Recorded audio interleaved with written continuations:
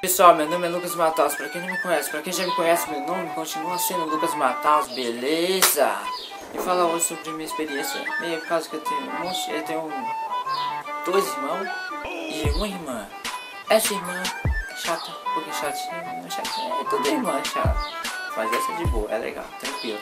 Ela é tranquila, ela acredita em meus vídeos, se tiver algum errinho na edição, ó, é ela.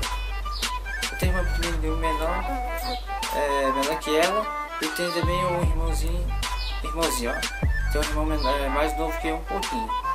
Esse irmão menorzinho, sabe o capeta? Eu acho que ele vamos falar assim, pior, sabe? O capeta tem medo dele, sabe? Tipo assim, ele é Capeta Master Blaster Plus. Que ele não deixa ninguém quieto, ele quando eu gravo, eu tô gravando ele e já atrapalha tudo, eu tenho que regravar. Esse menino, moço, é o capeta.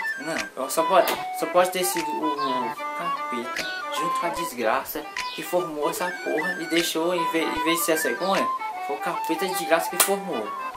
Só pode. E meu irmão mais novo que eu, pouquinho. Ah, mas ele é foda pra caralho, ele é foda. Irmão é foda.